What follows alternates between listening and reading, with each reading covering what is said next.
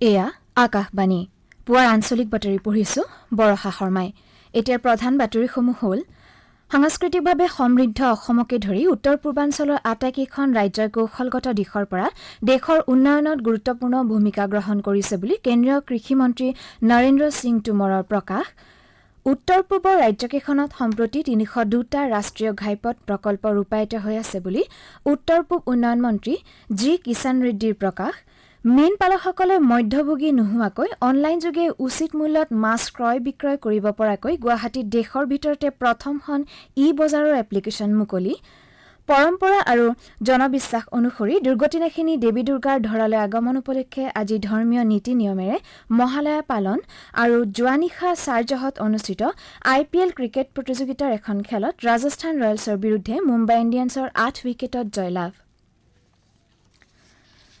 চৰকাৰী চিটা প্ৰদান কেন্দ্ৰসমূহত 18 বছৰ ঊৰ্ধৰ সকলো লোকৰ বাবে বিনামূলীয়াকৈ কোভিড-19 প্ৰতিষেধক প্ৰদান অভিযান চলি থকাৰ পৰিপ্ৰেক্ষিতত আমি শ্ৰোতাসকলক প্ৰতিষেধক গ্ৰহণ কৰিবলৈ আহ্বান জনাইছো শ্ৰোতাসকলক সকলো নীতি নিয়ম পালন কৰাৰ লগতে সাৱধানতাসমূহ মানি চলিবলৈও আমি অনুৰোধ জনাইছো মাস্ক পৰিধান কৰক 2 গজ দূৰত্ব বৰ্তাই ৰাখক হাত আৰু মুখৰ পৰিষ্কাৰ পৰিচ্ছন্নতাত অধিক গুৰুত্ব দিয়ক আৰু প্ৰতিষেধক গ্ৰহণ কৰক কোভিড সংক্ৰান্তীয় যিকোনো তথ্য আৰু পৰামৰ্শৰ বাবে আপোনালোকে ৰাষ্ট্ৰীয় হেল্পলাইন নম্বৰ 011-239788046 অথবা 1075 আৰু ৰাজ্যিক হেল্পলাইন নম্বৰ 104ত ফোন কৰিব পাৰিব এতিয়া শুনক বিতং বাতৰি কেন্দ্ৰীয় কৃষি আৰু কৃষক কল্যাণ মন্ত্ৰী নৰেন্দ্ৰ সিং টোমৰে কয় যে অসমকে ধৰি উত্তৰ পূৰ্বাঞ্চলৰ আটাইকেইখন ৰাজ্য সাংস্কৃতিকভাৱে সমৃদ্ধ আৰু এই ৰাজ্যকেইখনে কৌশলগত দিশৰ পৰা দেশৰ উন্নয়নত গুৰুত্বপূৰ্ণ ভূমিকা পালন কৰিছে মন্ত্ৰীগৰাকীয়ে কালি গুৱাহাটীত অনুষ্ঠিত ৰাষ্ট্ৰীয় খোৱা তেল অভিযান তালজাতীয় তেল শীৰ্ষক উত্তৰ পূবৰ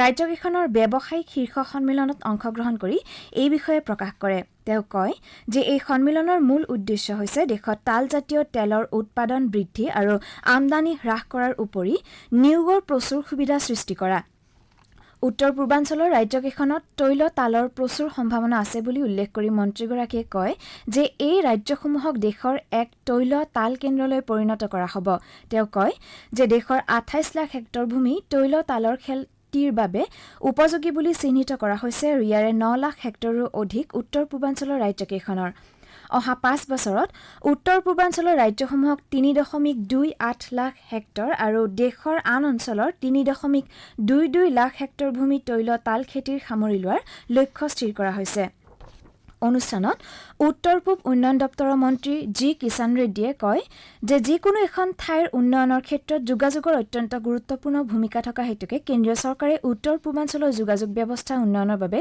লক্ষ্য স্থিৰ কৰি কাম কৰি আহিছে শ্ৰী ৰেড্ডীয়ে কয় যে উত্তৰ পূবৰ ৰাজ্যকেইখনত সম্প্ৰতি ৩০২টা ৰাষ্ট্ৰীয় ঘাইপথ প্ৰকল্প ৰূপায়িত হৈ আছে মন্ত্ৰীগৰাকীয়ে অপাৰ সম্ভাৱনাপূৰ্ণ উত্তৰ পূবত বিনিয়োগৰ বাবে আগবাঢ়ি আহিবলৈ বিনিয়োগকাৰীসকলক এই অনুষ্ঠানতে আহ্বান জনায় যিকোনো কৃষি সংক্ৰান্তীয় প্ৰকল্পৰ সফল ৰূপায়ণৰ বাবে যোগাযোগ আৰু যাতায়াত ব্যৱস্থাৰ উন্নয়ন পূৰ্ব চৰ্ত বুলি উল্লেখ কৰি তেওঁ কয় যে এই ৰাজ্যকেইখনত যোগাযোগ আৰু যাতায়াত ব্যৱস্থাৰ উন্নয়নৰ ফলত ৰাষ্ট্ৰীয় খোৱা তেল অভিযান তালজাতীয় তেলৰ উৎপাদন প্ৰকল্পই গতি লাভ কৰিব সম্প্ৰতি অসমৰ গোৱালপাৰা বঙাইগাঁও আৰু কামৰূপ জিলাৰ 2201 হেক্টৰ কৃষিভূমি তালজাতীয় গছ ৰোপণ কৰা হৈছে আৰু অহা 5 বছৰৰ ভিতৰত ৰাজ্যখনৰ 2 লাখ হেক্টৰ ভূমিত এই গছ ৰোপণৰ লক্ষ্য লোৱা হৈছে উল্লেখযোগ্য যে কেন্দ্ৰীয় মন্ত্ৰীসভাই যোৱা 18 আগষ্টত তালজাতীয় তেলৰ উৎপাদন বৃদ্ধিৰ বাবে এই অভিযান আৰম্ভ কৰাত অনুমোদন জনাইছিল এই ক্ষেত্ৰত উত্তৰ পূব আৰু আন্দামান নিকোবৰ দ্বীপপুঞ্জত বিশেষ গুৰুত্ব দিয়া হৈছে কালিৰ অনুষ্ঠানত কেইবাটাও কৃষক উৎপাদক সংস্থাৰ সৈতে কৃষকসকলৰ বিভিন্ন সমস্যাৰ জোৰা মৰাৰ বাবে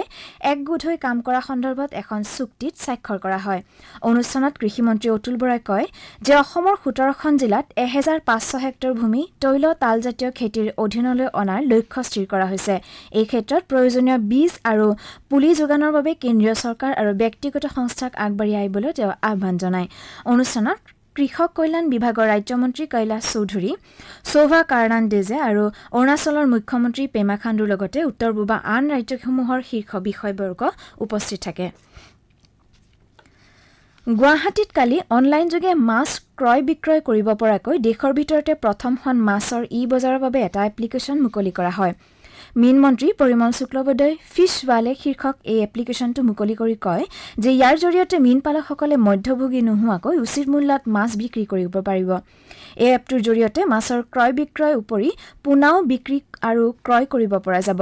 তদুপৰি বিভিন্ন ধৰণৰ আলংকাৰিক মাছ, একুৰিয়াম আৰু অন্যান্য সঁজুলিও অনলাইনত ক্ৰয় কৰিব পৰা যাব। প্ৰধানমন্ত্ৰী মৎস্য সম্পদা যোজনাৰ অধীনত প্ৰথমবাৰৰ বাবে এনেধৰণৰ পদক্ষেপ লোৱা হৈছে বুলি মন্ত্ৰীগৰাকীয়ে জানিবলৈ দিয়ে। এপ্লিকেশ্যনটো মীন বিভাগৰ সহযোগত একুৱা blue global একুৱা culture solution private লিমিটেডে বিকশাই তুলিছে। ৰাজহ আৰু দুৰ্যোগ ব্যৱস্থাপনা মন্ত্ৰী যোগেন মহনে কালি ক্ষেত্ৰত উন্নত প্ৰযুক্তিৰে গাঁওসমূহৰ সীমা ইত্যাদি নিৰূপণৰ বাবে স্বামিত্ব শীৰ্ষক আঁচনিখনৰ শুভাৰম্ভ কৰে। মন্ত্ৰীগৰাকীয়ে কয় যে এতিয়াৰে পৰা গাঁৱৰ প্ৰতিগৰাকী ব্যক্তিৰ সম্পত্তি হিচাপ লোৱাৰ লগতে গাঁওসমূহৰ সীমা নিৰূপণ কৰা হ'ব। ইয়াৰ পূৰ্বে প্ৰতিখন গাঁৱৰে একোখনকৈ মানচিত্ৰ প্ৰস্তুত কৰা হ'ব। ড্ৰোন ব্যৱহাৰ কৰি উন্নত প্ৰযুক্তিৰে গাঁৱৰ সীমা নিৰ্ধাৰণ কৰা হ'ব বুলি মন্ত্ৰীগৰাকীয়ে কয়। তেওঁ কয় যে প্ৰতিগৰাকী ব্যক্তিৰ ভূমিৰ বিপৰীতে কাৰ্ড থাকিব আৰু এই কাৰ্ডৰ জৰিয়তে প্ৰয়োজন সাপেক্ষে শিক্ষা বা অন্য ক্ষেত্ৰত ঋণ ল'ব পাৰিব। মিছন বসুন্ধৰাৰ সমান্তৰালকৈ এই আঁচনিখন চলি থাকিব বুলি উল্লেখ কৰি মন্ত্ৰীগৰাকীয়ে কয় যে ব্যক্তিগত সা সম্পত্তিৰ উপৰি গাঁও পঞ্চায়ত, ৰাজহুৱা সা সম্পত্তি যেনে বাট-পথ, পুখুৰী, বিদ্যালয়, অংগনবাড়ী কেন্দ্ৰ, স্বাস্থ্য উপকেন্দ্ৰ আদি জৰীপৰ ব্যৱস্থা কৰা হ'ব। আঁচনিখন সফল কৰি তোলাৰ বাবে জনসাধাৰণক সহযোগিতা আগবঢ়াবলৈ মন্ত্ৰীগৰাকীয়ে আহ্বান জনায়। জলবায়ু সম্বন্ধীয় গুৰুত্বপূৰ্ণ গৱেষণা কাৰ্যৰ বাবে জাপান, জাৰ্মানী আৰু ইটালীৰ 3গৰাকী বিশিষ্ট বিজ্ঞানীলৈ চলিত বৰ্ষৰ পদাৰ্থ বিজ্ঞানৰ নোবেল বঁটা আগবঢ়োৱা হৈছে। এই বিশিষ্ট বিজ্ঞানীকেইগৰাকী হৈছে জাপানৰ চুকুৰো মানবে, জাৰ্মানীৰ ক্লাউছ হেছেলমান আৰু ইটালীৰ জৰ্জো পাৰিছি। জলবায়ুৰ পৰিৱৰ্তনশীলতা ঠাৱৰ কৰিব পৰাকৈ তথা গোলকীয় উষ্ণতা নিৰ্ভৰযোগ্যভাৱে অনুমান কৰিব পৰাকৈ পৃথিৱীৰ জলবায়ুৰ ভৌতিক আৰ্হি প্ৰস্তুত কৰা গৱেষণা কাৰ্যৰ বাবে 90 বছৰীয়া চুকুৰো মানবে আৰু 89 বছৰীয়া ক্লাউছ হেছেলমেনক যুটীয়াভাৱে এই বঁটাৰ বাবে নিৰ্বাচিত হৈছে। আনহাতে পৰমাণুৰ পৰা গ্ৰহ পৰ্যায়লৈকে সমস্ত ভৌতিক প্ৰক্ৰিয়াত হোৱা দ্ৰুত পৰিৱৰ্তন আৰু বিকাৰৰ গতিবিধি নিৰূপণ কৰা গৱেষণাৰ বাবে 73 বছৰ বয়সীয়া জৰ্জো পাৰিছিক এই বঁটাৰ বাবে নিৰ্বাচিত হৈছে। এই বঁটাৰ অৰ্ধেক ধন চুকুৰো মানবে আৰু ক্লাউড হেছেলমেনক যুটীয়াভাৱে আৰু আন অৰ্ধেক অংশ জৰ্জো পাৰিছিয়ে লাভ কৰিব। শ্ৰোতাসকলে বাতৰি শুনিছে আকাশবাণী গুৱাহাটী কেন্দ্ৰৰ পৰা। আপোনালোকে এই বাতৰি আমাৰ YouTube channel AIR news Guwahati আৰু নিউজ অন AIR এপ যোগেও শুনিব পাৰিব। প্ৰধানমন্ত্ৰী নৰেন্দ্ৰ মোদীয়ে আজি দুপৰীয়া 12:30 বজাত ভিডিঅ' কনফাৰেন্সিং ব্যৱস্থাৰে মধ্যপ্ৰদেশৰ স্বামিত্ব আঁচনিৰ হিতাধিকাৰীসকলৰ সৈতে মত বিনিময় কৰিব। প্ৰধানমন্ত্ৰীয়ে লগতে আঁচনিখনৰ অধীনত 1,71,000 হিতাধিকাৰীৰ মাজত ই-সম্পত্তি কাৰ্ড বিতৰণ কৰিব। মধ্যপ্ৰদেশৰ মুখ্যমন্ত্ৰী শিৱৰাজ সিং চৌহান অনুষ্ঠানত উপস্থিত থাকিব। গ্ৰামাঞ্চলৰ লোকসকলক সম্পত্তিৰ অধিকাৰ প্ৰদান কৰাই পঞ্চায়তী ৰাজ মন্ত্ৰালয়ৰ এই কেন্দ্ৰীয় আঁচনিখনৰ মূল উদ্দেশ্য। শ্ৰীমোদীয়ে যোৱা 25 ছেপ্টেম্বৰত ৰাষ্ট্ৰসংঘৰ সাধাৰণ সভাত ভাষণ দি আঁচনিখনে গ্ৰামাঞ্চলৰ লোকসকলৰ বাবে সা সম্পত্তিক বিত্তীয় সম্পদ হিচাপে ব্যৱহাৰ কৰি ঋণ আৰু অন্য বিত্তীয় সুবিধা গ্ৰহণ কৰাৰ পথ প্ৰশস্ত কৰিব বুলি উল্লেখ কৰিছিল। এই আঁচনিৰ জৰিয়তে ড্ৰোন প্ৰযুক্তিৰ সহায়ত গ্ৰামাঞ্চলৰ আৱাসিক এলেকাসমূহৰ সীমা নিৰ্ধাৰণ কৰা হ'ব। এই আঁচনিখনৰ ফলত দেশত ড্ৰোন নিৰ্মাণৰ বাবে এটা অনুকূল বাতাবৰণ গঢ়ি উঠিব। কেন্দ্ৰীয় কৃষি ৰাজ্যমন্ত্ৰী কৈলাশ চৌধুৰীয়ে কয় যে কৃষক সমাজ আত্মনিৰ্ভৰশীল হলেহে দেশ স্বাৱলম্বী হ'ব। এনে পৰিপ্ৰেক্ষিতত 2022 চনত দেশৰ কৃষি উৎপাদন দুগুণ কৰিবলৈ প্ৰয়াস চলোৱা হৈছে বুলি তেওঁ কয়। মন্ত্ৰীগৰাকীয়ে কালি কামৰূপ জিলাৰ কণিহাট উত্তৰণ কৃষি উৎপাদন কোম্পানীৰ ধান বনা কল মুকলি অনুষ্ঠানত অংশগ্ৰহণ কৰি এইদৰে কয়। অনুষ্ঠানত কামৰূপৰ উপায়ুক্ত কৈলাশ কাৰ্তিকে কোম্পানীটোৰ কাৰ্যালয় উদ্বোধন কৰে। 33 লাখ টকা ব্যয় সাপেক্ষে কণিহাট উত্তৰ কৃষি কোম্পানীয়ে স্থায়ী কাৰ্যালয় আৰু ধান বনা কল সাজি উলিওৱা হৈছে। আজি পবিত্ৰ মহালয়া। পৰম্পৰা আৰু জনবিশ্বাস অনুসৰি দুৰ্গতিনাশিনী দুৰ্গা দেৱীৰ ধৰালৈ আগমন উপলক্ষে আজি পুৱা ৰাজ্যজুৰি ধৰ্মীয় আচাৰ ব্যৱস্থাৰে মহালয়া পালন কৰা হয়। শৰতৰ বুকুত শুকুলা মেঘৰ আচ্ছাদনৰ লগতে ধৰাৰ বুকুলৈ আগমন ঘটিব দুৰ্গতিনাশিনীৰ। ইয়াৰ লগে লগে আৰম্ভ হ'ব শাৰদীয় দুৰ্গোৎসৱৰ সম্পূৰ্ণ এটা বছৰৰ অন্তত ধৰালৈ দেৱী দুৰ্গা এইবাৰ ঘোঁৰাৰ পিঠিত উঠি ধৰালৈ আগমন ঘটিব। লোকবিশ্বাস অনুসৰি আজিৰ দিনটোতে দেৱী দুৰ্গাই মহিষাসুৰক বধ কৰিছিল। মহালয়াৰ এই পবিত্ৰ দিনটোত জনসাধাৰণে পুৱাই নদীৰ পাৰলৈ অথবা মুকলি স্থানলৈ গৈ দেৱী দুৰ্গাক আৰাধনা কৰে। এনে কৰিলে পূৰ্বপুৰুষৰ আশীৰ্বাদ লাভ কৰে বুলি জনবিশ্বাস আছে। ৰাজ্য চৰকাৰে জাৰি কৰা কোভিড নীতি নিয়মৰ অধীনত শাৰদীয় দুৰ্গা পূজা অনুষ্ঠিত কৰাৰ বাবে ৰাজ্যজুৰি প্ৰস্তুতি অব্যাহত আছে।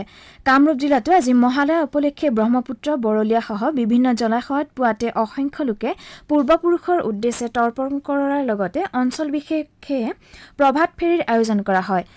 আকাশবাণীত পৰম্পৰাগতভাৱে চণ্ডীপাঠৰ এক বিশেষ অনুষ্ঠান পুৱা 4 বজাত প্ৰচাৰিত কৰে। খনিকৰসকলে দেৱীৰ মৃন্ময় মূৰ্তিৰ নিৰ্মাণত শেষ প্ৰৰস দিয়াত ব্যস্ত হৈ পৰিছে। পূজা কমিটিসমূহে এইবুলি আটকধুনীয়া আৰু ব্যয়বহুল মণ্ডপৰ পৰিৱৰ্তে অনুষ্টুপীয়াকৈ সাধাৰণভাৱে যথাসাধ্য নিয়মেৰে দেৱী দুৰ্গাৰ আৰাধনা কৰিবলৈ প্ৰস্তুতি আৰম্ভ কৰিছে। দেশত যোৱা আগষ্ট মাহৰ পৰা বিদ্যুতৰ চাহিদা যথেষ্ট বৃদ্ধি পাইছে। কেন্দ্ৰীয় মন্ত্ৰী মন্ত্ৰালয়ে এই বিষয়ে প্ৰকাশ কৰি কয় যে যোৱা আগষ্ট মাহত দেশত ব্যৱহৃত বিদ্যুতৰ পৰিমাণ আছিল 12,400 কোটি ইউনিট। কোভিড মহামাৰীৰ পূৰ্বে 2019 চনৰ আগষ্ট মাহত এই পৰিমাণ আছিল 10,600 কোটি ইউনিট। সেই অনুযায়ী বিদ্যুতৰ ব্যৱহাৰ প্ৰায় 18ৰ পৰা 20% পৰ্যন্ত বৃদ্ধি পাইছে। চলিত মাহৰ 4 তাৰিখে বিদ্যুতৰ চাহিদা 1,74,000 মেগাৱাট বৃদ্ধি পায়। যোৱা বছৰৰ একে সময়ছোৱাত এই পৰিমাণ 15,000 মেগাৱাট অধিক। মন্ত্ৰালয়ে প্ৰকাশ কৰিছে যে বিদ্যুতৰ চাহিদা বৃদ্ধিয়ে ইতিবাচক ইংগিত বহন কৰিছে আৰু ইয়াৰ পৰা দেশৰ অৰ্থনীতি যে ঠন ধৰি উঠিবলৈ লৈছে সেয়া প্ৰমাণিত হৈছে।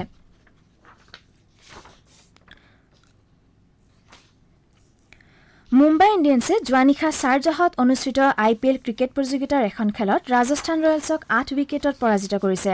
ৰাজস্থানে প্ৰথমে বেট ধৰাৰ আমন্ত্ৰণ লাভ কৰি নিৰ্ধাৰিত 20 অভাৰত 9টা উইকেট হেৰুৱাই 90 ৰান সংগ্ৰহ কৰে। এতিয়া আজি গুৱাহাটীৰ পৰা প্ৰকাশিত বাতৰি কাকতসমূহৰ প্ৰথম পৃষ্ঠাৰ বাতৰিত চমু অৱলোকন আগবঢ়াইছে কুমাৰ ডেভিড দাসে। জাপান, জাৰ্মানী আৰু ইটালীৰ বিজ্ঞানী চুকুৰু মানাৱে, ক্লাউছ হাষ্টেলমেন আৰু জাৰ্জিঅ' পাৰিছিলৈ 2021 বৰ্ষৰ পদাৰ্থবিজ্ঞানৰ নোবেল বঁটা আগবঢ়োৱাৰ বাতৰিটোক আজি দৈনিক বাতৰি, দ্য আছাম ট্ৰিবিউন, দ্য চেণ্টিনেলকে ধৰি গুৱাহাটীৰ পৰা প্ৰকাশিত কেইবাখনো বাতৰি কাকতে প্ৰথম পৃষ্ঠাত প্ৰকাশ কৰিছে। অসমীয়া খবৰ, দৈনিক জনমভূমিকে ধৰি কেইবাখনো কাকতে আয়ৰ তুলনাত সামঞ্জস্যহীন সম্পত্তি আহৰণৰ অপৰাধত সীমান্ত শাখাৰ নিলম্বিত উপ মহাপৰিদৰ্শক ৰৌনক আলী হাজৰিকাক মুখ্যমন্ত্ৰীৰ তদাৰকী শাখাই গ্ৰেপ্তাৰ কৰাৰ বাতৰিটোক প্ৰথম পৃষ্ঠাত স্থান দিছে।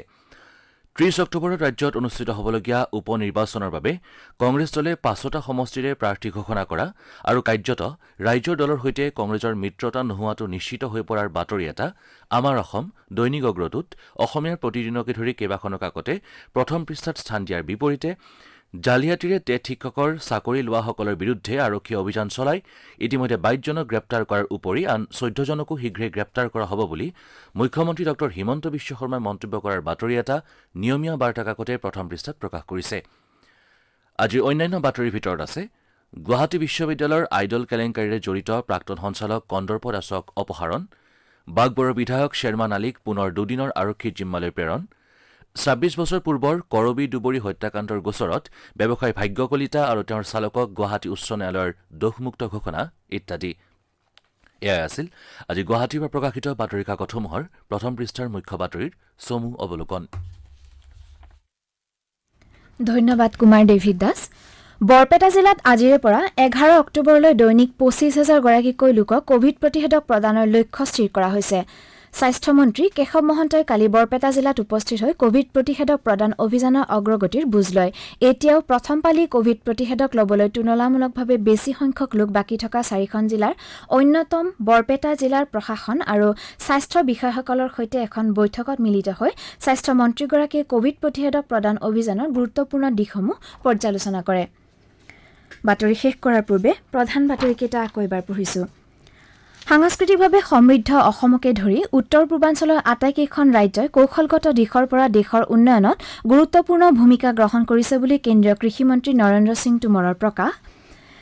মীনপালকসকলে মধ্যভোগী নোহোৱাকৈ অনলাইনযোগে উচিত মূল্যত মাছ ক্ৰয় বিক্ৰয় কৰিব পৰাকৈ গুৱাহাটীত দেশৰ ভিতৰতে প্ৰথমখন ই-বজাৰৰ এপ্লিকেশ্যন মুকলি। পৰম্পৰা আৰু জনবিশ্বাস অনুসৰি দুৰ্গতিনাশিনী দেৱী দুৰ্গাৰ ধৰালৈ আগমন উপলক্ষে আজি ধৰ্মীয় নীতি নিয়মেৰে মহালয়া পালন আৰু যোৱা নিশা শ্বাৰজাহত অনুষ্ঠিত IPL ক্ৰিকেট প্ৰতিযোগিতাৰ এখন খেলত ৰাজস্থান ৰয়েলছৰ বিৰুদ্ধে মুম্বাই ইণ্ডিয়ানছৰ 8 উইকেটত জয়লাভ। আমাৰ এতিয়াৰ বাতৰি ইমানতে অন্ত পৰিল।